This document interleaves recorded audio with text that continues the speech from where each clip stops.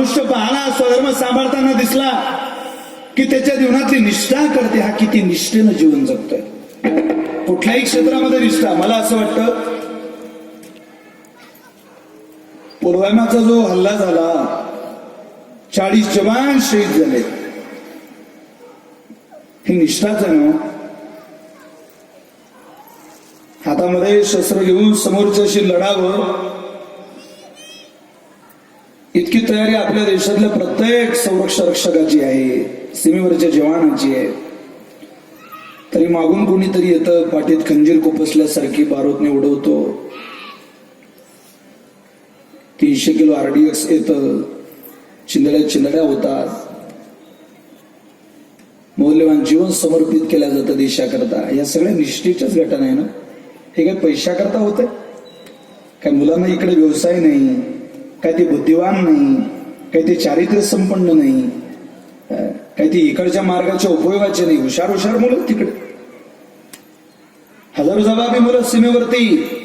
निष्ठा आहे, प्रेम आहे, जिव्हाळा आहे, स्वधर्म जोपासण्याची चांगल्या पद्धतीनं जाण म्हणून सीमेवरती निष्ठाचही.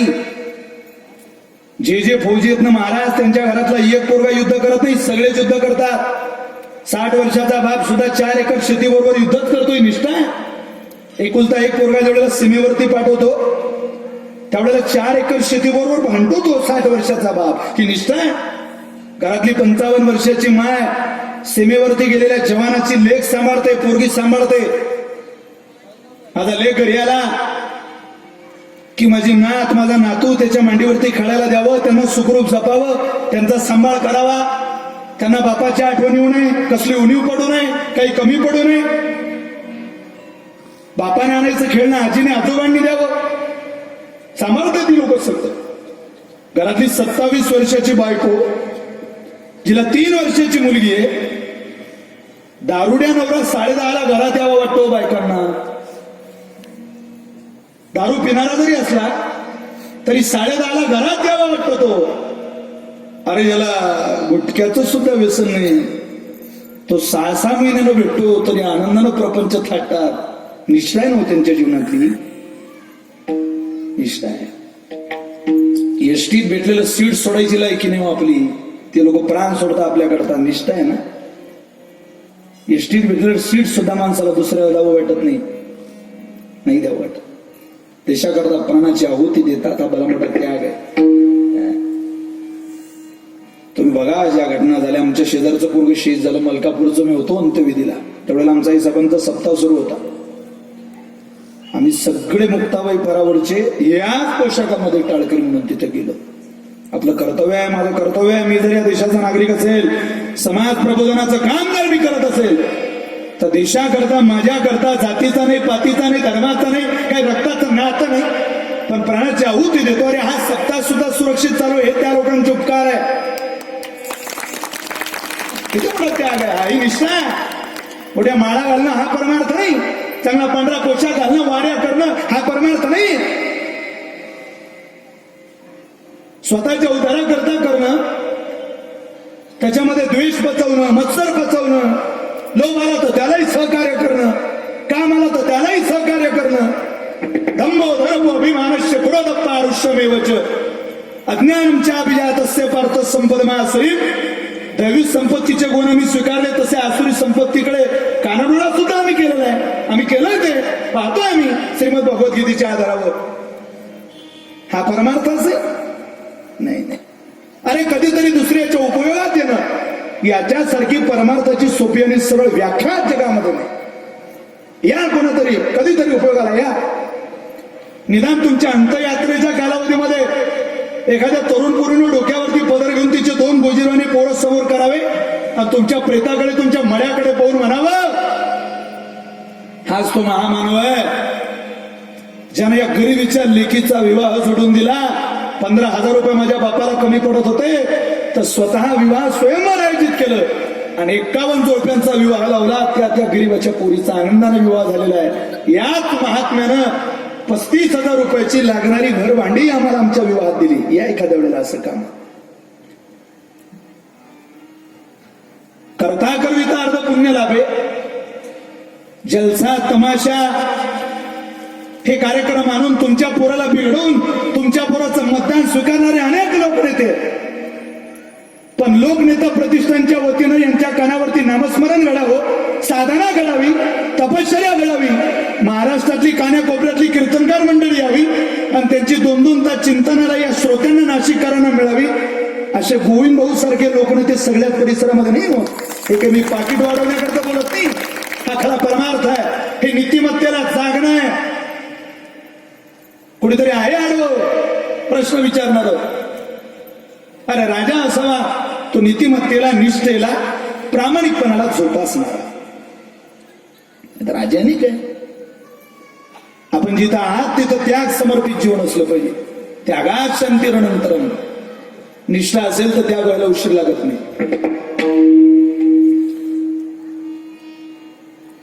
अवघडे महाराज 6 महिन्यातून घरी आलेला तो जवान असतो ना,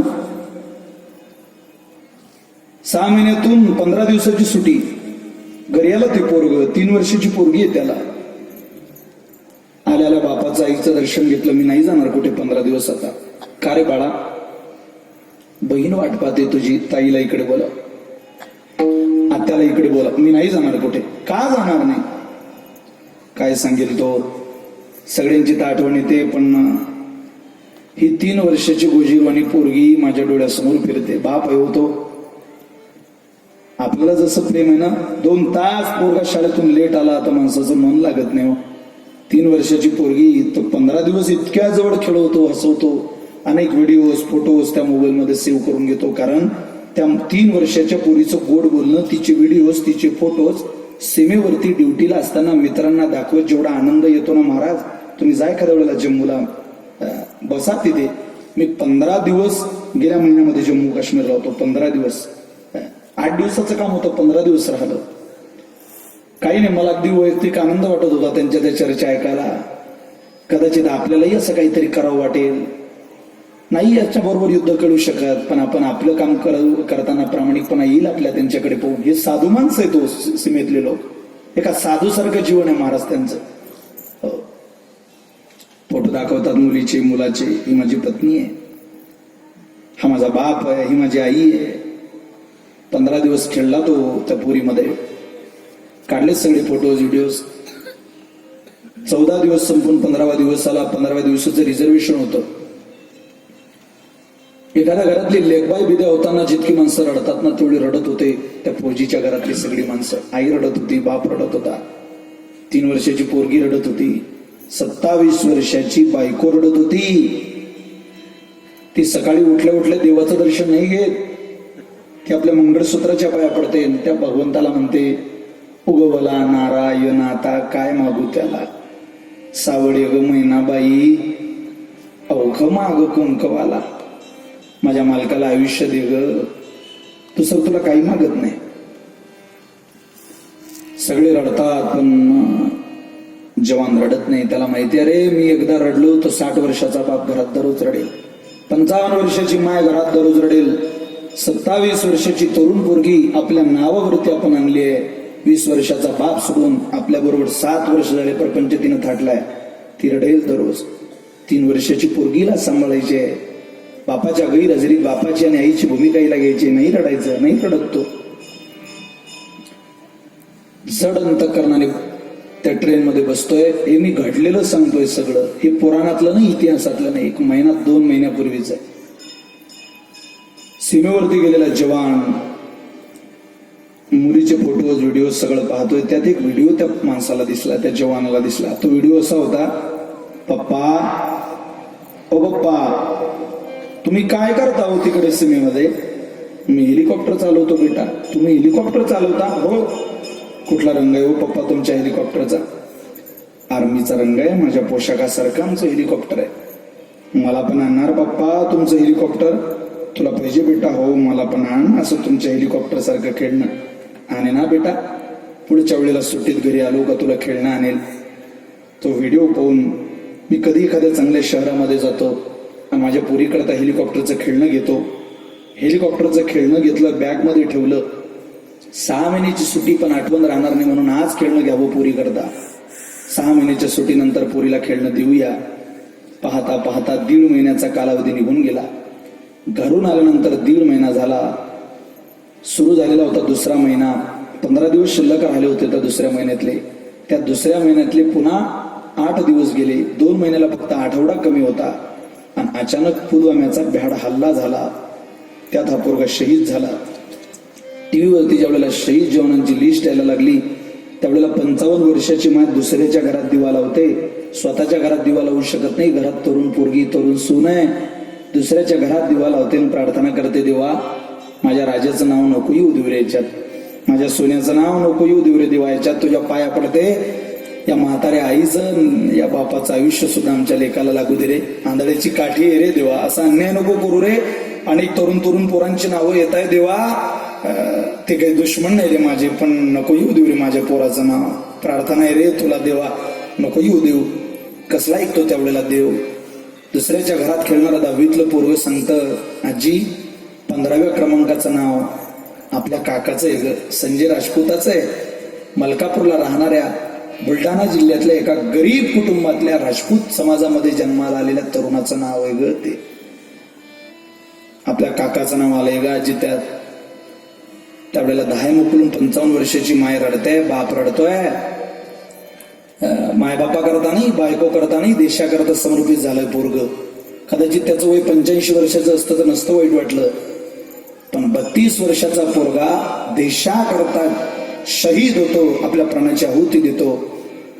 चिंदळ्या झालेल्या देहाच्या गावात घरात जिल्ह्यात माहिती पडता बरोबर अख्खा जिल्हा गोळा झाला. पोलीस प्रशासन, तहसीलदार, नायब तहसीलदार, कलेक्टर, डेप्युटी कलेक्टर, शैक्षणिक सामाजिक सगळ्याच गोष्टी हजर झाल्या. सगळी माणसं भराभरा आली. 27 वर्षाची बायको 55 वर्षाच्या 50 वर्षाच्या बापाकडे पाहते, आईकडे पाहते. ती शृंगार करायला लागते. बरं जरी साडी नेसली, कपाळाला कुंकू लावलं, बांगड्यांचं जोडवा हातात तिच्या आहे, पायात जोडवे. ती मनात विचार आणते, आजचे दिवस तरी माझ्या मालकाच्या स्वागताकरता जर जिल्हा गोळा होत असेल तर मी त्याचं स्वागत आनंदाने केलं पाहिजे. मी पाहिलेलं आहे एका शहीदाची बायको अगदी शृंगार करून तयार होती, अश्रू नवीन साडीला पुसत होती. 3 वर्षाची पोरगी सुद्धा बापाच्या स्वागतासाठी जिथे हेलिकॉप्टर उतरणार होतं तिथे हजर होती. 55 वर्षाच्या बापाला तिघांनी धरलेला आहे, आईला पकडलेला आहे. तरुण पोरगी मात्र मोठ्या धाडसानं उभी आहे आणि मोठ्या धाडसानं हेलिकॉप्टर तिथं उतरताय, लँड होत आहे, पाहताय. त्यातली पेटी बाहेर निघताय. सगळी लोक पेटीकडे पाहताय. फक्त एकटी 3 वर्षाची चिमुरडी पोरगी हेलिकॉप्टर चालवणाऱ्याकडे पाहताय. कारण तिला तिच्या बापाने सांगितलं असताना, मी हेलिकॉप्टर चालवतो, माझा बाप माझ्याकरता हेलिकॉप्टरचं खेळणं नाही, हेलिकॉप्टरच घेऊन आला. मम्मी बघ ना माझ्या पप्पानं माझ्याकरता काय आणलं, बघ किती मोठं खेळणं आणलं. ते खेळणं नाही ग पोरी, तुझ्या बापाच्या जीवनाचा झालेला खेळ आहे बेटा. खेळणं कसलं ते. बाहेर निघालेली पेटी ज्यावेळेला सगळेच लोक पाहतात त्यावेळेला हेलिकॉप्टर चालवणारा जर दुसराच कोणीतरी काका असेल तर मी त्या पेटीकडे पाहिलं पाहिजे. पेटीवर पाहिलं त्यावेळेला बापाचा फोटो चिकटलेला दिसला. इंचभर छाती कमी असली तर सीमेमध्ये पोरग भरती होत नाही. पण नाशिककर तेच पोरग देशाकरता ज्या वेळेला शहीद होता ना त्यावेळेला हितभर मासाचा तुकडा येतो पेटीमध्ये. कधी कधी चेहरा येत नाही, पाय येत नाही, हात येत नाही. अरे इंचभर छाती कमी तिथं चालत नाही, पण हितभर मासाचा तुकडा जरी आला तरी मायबाप मोठ्या आनंदानं स्वीकारतात. सगळीच माणसं पुढे जात आहे. माझा बाप या पेटीत तर नाही. त्या पेटीकडे जाऊन पेटीवर चिकटलेल्या बापाच्या फोटोला ती चिमुरडी पोरगी पाहते आणि 3 वर्षाची पोरगी काचेच्या पेटीला बापाच्या मड्याला, त्या मड्याच्या त्या चिकटलेल्या फोटोला नमस्कार करते, गोड पापा घेते. त्यावेळेला दगडाच्या हृदयाची माणसं सुद्धा रडतात. नका करू युद्ध. तरुणांनी ऐका, हे विशाल महाराज खोलेचं कीर्तन आहे. कालही खरं होतं, आजही खरं आहे. जर आपल्याला थोडी त्यांच्याबद्दल दया असेल तर चोरी जारी मांस मधील सट्टा पत्ता करा. या 5 गोष्टी बरोबर युद्ध. 50,000 रुपयाचा पॅन्ट तुमच्या घरी आणताना करा त्या विचाराबरोबर युद्ध. अरे हेच 50 रुपये एखाद्या शहीद कुटुंबाकरता जर मी खर्च केले तर जिला बाप म्हणायला आज तुम्ही नाही, तिचा बाप तरी मला होता येईल, मला स्वाभिमान जगता येईल. अरे आयुष्यभर मी देवाच्या समोर जाऊन सुद्धा एकांतामध्ये माझी पाठ थोपटू शकतो. द्वेषानं अंतःकरण भरलेलं आहे, मत्सरानं अंतःकरण भरलेलं आहे, कामानं अंतःकरण भरलेलं आहे. छत्रपती शिवाजी महाराजांच्या नावानं शिवजयंतीच्या दिवशी दारू पिऊन घोषणा दिल्यापेक्षा ती शिवजयंती शांततेत काढून तेच कुटुंब एक जगवण्याचा धाडस जर शिवजयंतीच्या दिवशी केला, हा पैसा जर त्यांच्याकरता खर्च केला तर मला असं वाटतं खऱ्या अर्थाने शहीदांना ही आदरांजली असेल. हीच आदरांजली आताच्या काळात जोपासणं की निष्ठा आहे, हा मला मोठा परमार्थ आहे. आठवा वैर काय करतात, अभिलाषा काय करतात. मिली थी जिंदगी किसी के काम आने के लिए, लेकिन जिंदगी का सारा वक्त निकल गया कागज के टुकड़े कमाने के लिए। क्या करोगे दोस्तों इतना कमाकर? ना कफन में जेब है, ना कब्र में अलमारी। ये मौत के फरिश्ते तो रिश्वत भी नहीं लेते। नाशिककर, ज्याच्या ताब्यात तुमचं माझं मरण आहे, तो नवीन 2000च्या नोटा येत नाही। तुम्ही नाशिकमध्ये काय चांगलं काम केलं हे विचारतो, हे लक्षात ठेवा। म्हणून स्वाभिमान माणसाचा जागा असला पाहिजे। ऐ मेरे वतन के लोगों, ऐ मेरे वतन के लोगों,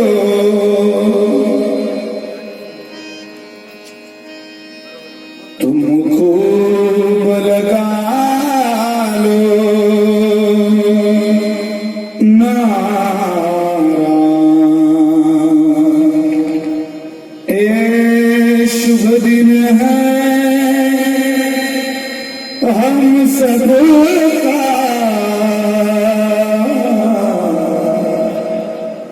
लहराओ तिरंगा प्यारा, पर मत भूलो सीमा पर वीरों ने प्राण गवाए। कुछ याद उन्हें भी कर लो, कुछ याद उन्हें भी कर लो, जो लोग के घर ना आए, जो लोग के घर ना आए। ऐ मेरे वतन के लोगों, जरा आँख में भर लो पानी, जो शहीद हुए हो उनकी जरा याद करो। ऐ मेरे वतन के लोगों, जरा आँख में भर लो पानी, जो शहीद हुए हैं उनकी जरा याद करो कुर्बानी। मेरे वतन के लोगों, आँख में भर लो पानी, जो शहीद हुए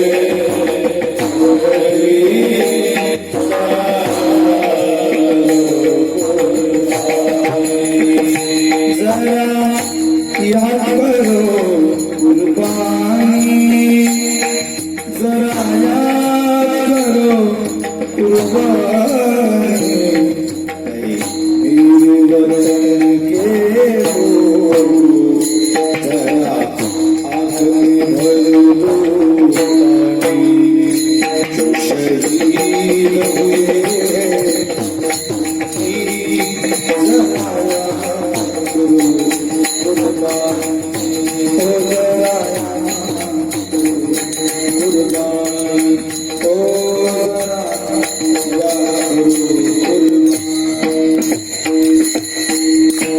ऐ वतन वतन मेरे आबाद रहे तू, मैं जहाँ रहूँ जहाँ में याद रहे तू।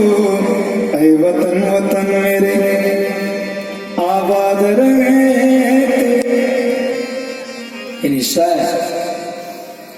परमार्थाची व्याख्या ही बाहेरंगाने होत नाही हो। तुम्ही जिथं आहात तिथे इमानदारीने आणि प्रामाणिकपणाने जीवन जगा, हा खरा परमार्थ आहे। चांगल्या चांगल्या जागेवर सुद्धा लोक समाजाला फसवत आहेत। माफी मागून एक वाक्य बोलतो, काही लोकांच्या गळ्यात माळ नाही पण परमार्थ इतकं सुंदर करतात, माळ करायला लाजवेल एवढा। काही काही माळकरी इतकी इमानदारीने समाजाला फसवतात, चोराला लाजवेल एवढं। विठ्ठल विठ्ठल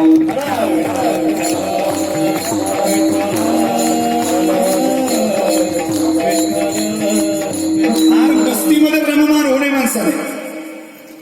आपण दुसऱ्यावरती केलेले उपकार कायम विसरावे माणसाने आणि दुसऱ्याने दिलेला त्रास कायम